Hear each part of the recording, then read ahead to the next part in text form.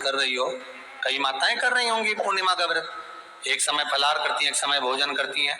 भोजन में खीर का होना जरूरी होता है पूर्णिमा के व्रत में।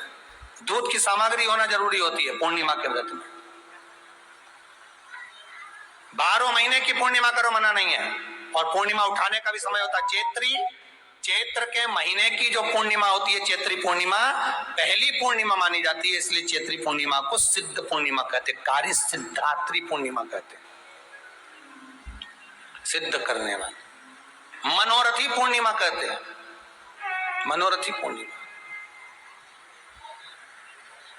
इसलिए पूर्णिमा का व्रत कहां से उठाया जाता है? चैत्र के महीने की पूर्णिमा से पूर्णिमा का व्रत उठाया जाता है कि मैं महीने की पूर्णिमा करूंगी, तो वो चैत्र पूर्णिमा से उसको उठा लिया जाता है।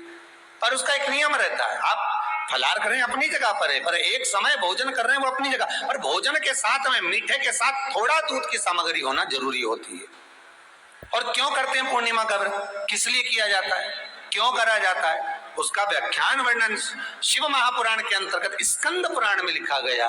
स्कंद पुराण में वर्णन किया है श्री वेदव्यास जी महाराज ने।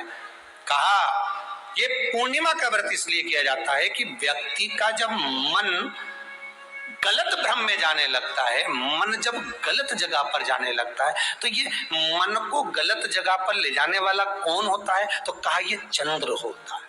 व्यक्ति की राशि के अंतर्गत, व्यक्ति की पत्रिका के अंतर्गत, व्यक्ति की ग्रह दशा के अंतर्गत जब चंद्र बेकार चलता है तो व्यक्ति अच्छा करते करते भी बेकार करने लग जाता है।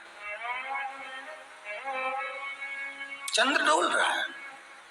कई माताएं कहती हैं, गुरुजी हमारे बेटे को आशीर्वाद दीजिए, बहुत गलत संगत में जा रहा है। मतलब समझ जाना कि चंद्र गड़बड़ जा रहा है। बेटी अगर गलत मार्ग पर जा रही है,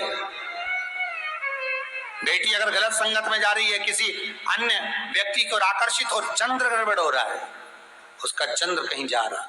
कोई पुरुष, कोई लड़का, कोई गलत मार्ग पर जा रहा है, चंद्र गड़बड़ हो रहा है। घर में जो क्लेश उत्पन्न होता है, घर में जो विवाद उत्पन्न होता है, उस विवाद को रोकने के लिए केवल चंद्र की ही, इसलिए तो पूर्णिमा घर की नारियां, हमारे हिंदू धर्म में यहाँ तक स्कंद पुराण में कह दिया कि प्रत्येक पूर्ण, आप लोग कभी आप लोगों ने सत्यनारायण जी की कथा करवाई है? जितने लोग आस्था चैनल पर कथा सुन रहे हैं, जितने लोग फेसबुक यूट्यूब पर कथा सुन रहे हैं, यूट्यूब पर कथा का श्रवण कर रहे हैं, उनने कभी सत्यनारायण की कथा करवाई होगी। तो उसमें लिखा है हर कार्तिक, हर पूर्णिमा को, हर संक्रांति को ब्राह्मण सत्यनारायण भगवान की कथा या राजा या वैश्य कथा को कराता था, या बढ़िया कथा कराता। सुनी कि नहीं सुनी बात? सत्यनारायण भगवान की कथा में लिखा है, स्कंद पुराण के अंतर्गत जो सत्यनारायण भगवान की कथा का स्मरण किया उसमें लिखा है प्रत्येक संक्रांति पूर्णिमा को सत्यनारायण की कथा करवाने लगा और ये योनि को प्राप्त हुआ, इस योनि से छूटा, इस योनि में गया। लिखा है, सब कुछ लिखा है। अब उत्ते से समझ जाओ कि पूर्णिमा को सत्यनारायण की कथा करने का बोला है। तो पूर्णिमा को सत्यनारायण की कथा का क्यों बोला? वैसे तो रोज कराओ सत्यनारायण जी की कथा, प्रतिदिन कराओ, मना नहीं है। आप क्या कोई विशेष फंक्शन है आप सत्यनारायण जी की कथा करवा, पर पूर्णिमा संक्रांति को और संक्रांति को पूर्णिमा को सत्यनारायण की कथा का स्मरण क्यों करवाया गया? क्योंकि पूर्णिमा के दिन अगर ये भगवान का व्रत रख लेगी, पूर्णिमा के दिन अगर ये खीर का प्रसाद बना लेगी, थोड़ा सा दूध की कोई सामग्री बना लेगी और भगवान को भोग लगा देगी, भले सत्यनारायण भगवान के भाव से बनाए, भले सत्यनारायण जी के निमित्तार्थ बना, पर अगर इसने सत्यनारायण भगवान के निमित्त से बना, पर पूर्णिमा के दिन अगर ये व्रत रखेगी, उपास रखेगी या कोई सामग्री बनाकर भगवान की पूजन कर लेगी, तो इसके घर में जो अशांति है वो शांति में बदल जाएगी। इसलिए कई घरों में आज भी सत्यनारायण भगवान की पूजन हर पूर्णिमा को करती है। माता किताब लेके बैठ जाती है, तुरंत उन्हें ऑफिस जाना, कहीं काम पे जाना, और तुरंत उसने जल्दी कलश रखा, कलश नहीं भी रखे तो भगवान की पूजन कर को रखे,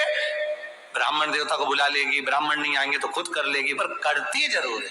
इतना सा आटा सेक लेगी, पंजेरी बनाई, सीरा बनाई, मिठाई रख दो, कुछ भी करेगी, पर सत्यनारायण की कथा कर ले, उसका मन लग गया उसमें। मतलब पूर्णिमा को करना है। उसको करने से क्या होता है? शांति रहती है, शीतलता रहती है। जिसके घर में हर महीने की पूर्णिमा को खीर बनती हो, ध्यान दीजिएगा, बहुत सुंदर संवाद चल रहा है, बहुत ध्यान देने वाली बात है।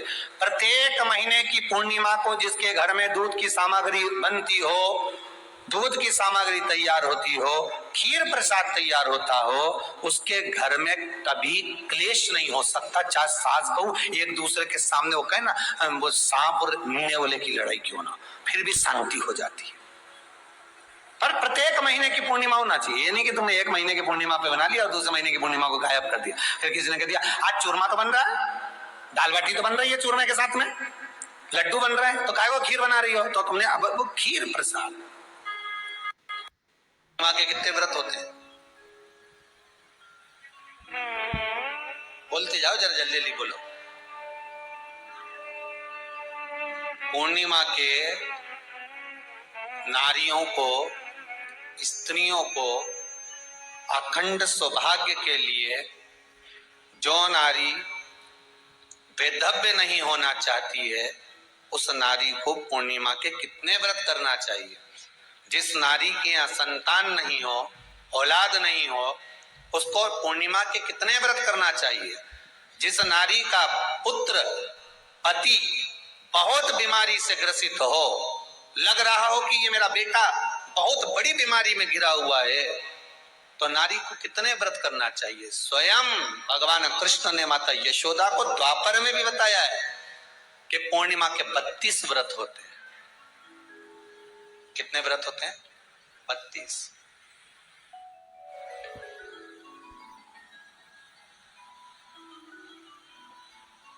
स्वयं भगवान कृष्ण यशोदा रानी को, माता यशोदा जी को भी बता रहे हैं 32 व्रत।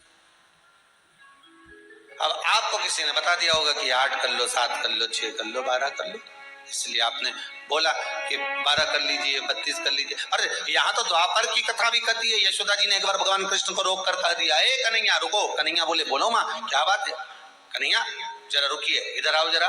भगवान कृष्ण आए।